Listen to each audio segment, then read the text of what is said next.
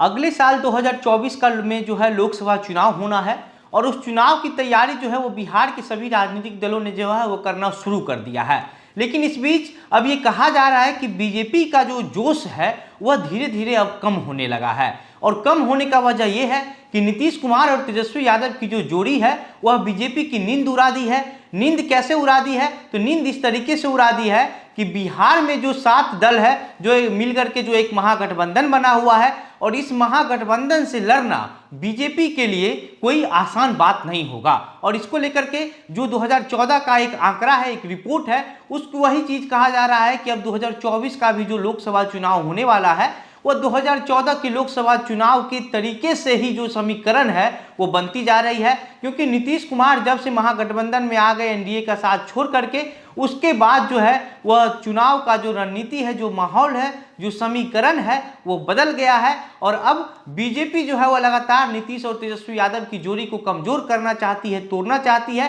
क्योंकि बीजेपी को इस बात का डर सताने लगा है कि अब 2024 के लोकसभा चुनाव में जो बिहार का जो समीकरण है उसमें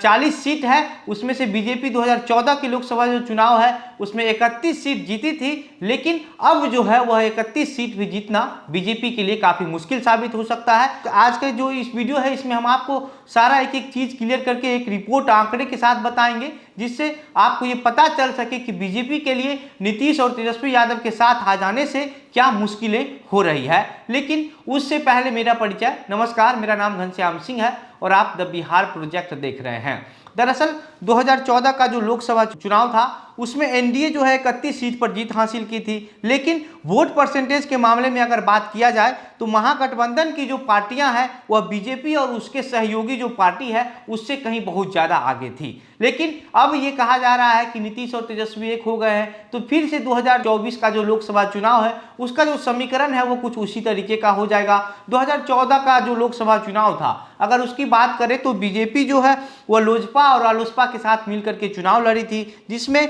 बीजेपी को 29.40% वोट आया था और लोजपा को 6.40% और रालोसपा को 3%। तो ये अगर इसकी पूरी वोट परसेंटेज की अगर बात कर ले तो ये कुल मिला के जो है 39% होता है। वहीं अगर महागठबंधन की बात कर ले तो महागठबंधन में उस समय भी जो है वह जदयू, राजद और कांग्रेस जो है एक साथ मिलकर के चुनाव लड़ा था और उसके बाद भले ही ज्यादा सीटों पर जीत नहीं मिल पाई थी, लेकिन अगर वोट परसेंटेज की बात की जाए तो राजद को 20% वोट प्रतिशत और जदयू का 15.80 और कांग्रेस का 8.40%। और इस बार तो वाम दल का जो 3 दल है वो भी मिलकर के जो है वह महागठबंधन के साथ चुनाव लड़ेगा। तो कुल एक एवरेज के हिसाब से अगर देखा जाए तो महागठबंधन का जो वोट प्रतिशत है वो 45% से भी ऊपर जा रहा है,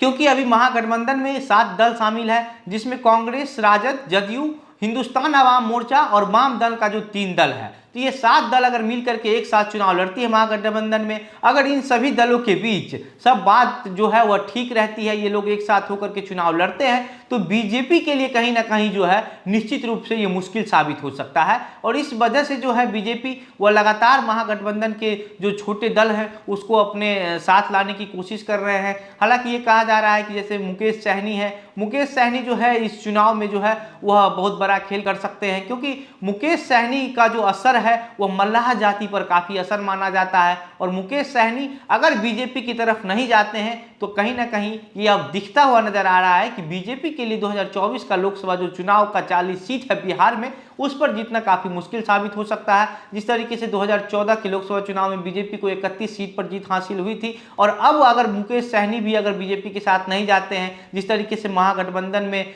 जो है वह 7 दल एकजुट होकर के है, और तो वो बीजेपी को कहीं ना कहीं बहुत नुकसान उठाना पड़ सकता है। क्योंकि उपेंद्र कुशवाहा को लेकर के भी ये कयास लगाया जा रहा है कि उपेंद्र कुशवाहा भी जो है वो बीजेपी के साथ ही जाएंगे। इसके अलावा ये लोजपा का जो 2 दल है, लोजपा और लोजपा रामविलास, तो उस दोनों दल का भी लेकर के यही कहा जा रहा है कि ये लोग भी जो है वो बीजेपी में ही जाएंगे। तो इसके बाद है बच जाते हैं मुकेश सहनी और ओवैसी। तो महागठबंधन में इधर 7 दल है और उधर जो है एनडीए जो अलग चुनाव लड़ रहे हैं, उसके बाद 2 ये जो दल है बच जाते हैं, मुकेश सहनी और ओवैसी। ये लोग भी बहुत प्रभाव डाल सकते हैं, काफी अलग तरीके का जो एक राजनीतिक समीकरण है उसको कर सकते हैं, क्योंकि महागठबंधन में जो 7 दल है वो अगर एकजुट होकर के अगर चुनाव लड़ती है अलग अलग सीटों पर, आप समझ लीजिए कि अगर अगर इन सभी 7 दलों के बीच अगर सब बात बनती है, सब बात ठीक रहती है, तो चुनाव जो है 2024 का लोकसभा चुनाव वो डायरेक्ट महागठबंधन वर्सेस बीजेपी और या एनडीए हो जाएगा। और इसको लेकर के यही कहा जा रहा है कि जैसे मान लीजिए महागठबंधन के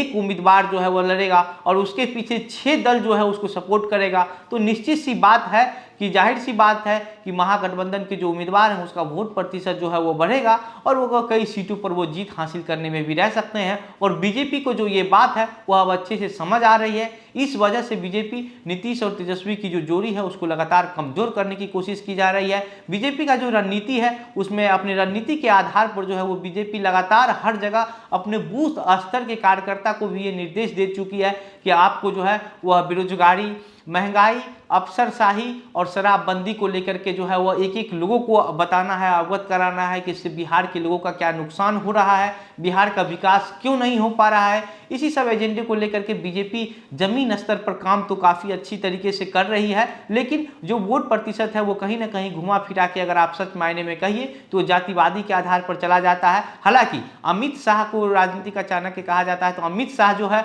वो बिहार की जातीय समीकरण को कहीं ना कहीं तोड़ने मरोड़ने में जरूर सफल हुए हैं, क्योंकि जिस तरीके से चिराग पासवान को लेकर के कहा जा रहा है जीतन मांझी अमित शाह से मिले, उस लिहाज से कहीं ना कहीं कि ये भी कहा जाता है कि अमित शाह जो है वो बिहार की जो राजनीति है, जो समीकरण है वो जातीय समीकरण पर जो है वो पूरी तरीके से टिकी हुई थी। अमित शाह उसको कहीं ना कहीं तोड़ने मरोड़ने की पूरी कोशिश कर रहे हैं और कुछ हद तक इसमें अमित शाह सफल होता हुआ भी दिखाई दे रहे हैं। लेकिन अगर वोट परसेंटेज की बात की जाए 2014 के लोकसभा चुनाव को लेकर के, तो 2024 का भी जो लोकसभा चुनाव है अब नीतीश कुमार के जो है वो दल बदल लेने की वजह से कुछ उसी तरीके का होने जा रहा है। उस समय भी नीतीश कुमार और राजद और कांग्रेस जो है वो एक साथ मिलकर के चुनाव लड़ी थी, लेकिन इस बार जो है अब 7 दल एक साथ होकर के चुनाव लड़ने जा रही है, तो कहीं ना कहीं बीजेपी के लिए नीतीश तेजस्वी की जोड़ी जो है वह काफी नुकसानदेह साबित हो सकता है। और इसको लेकर के आप क्या सोचते हैं, आपकी क्या प्रतिक्रिया है, आपको क्या लगता है कि 2024 के चुनाव में बीजेपी जो है अमित शाह का जो रणनीति है, बिहार का जो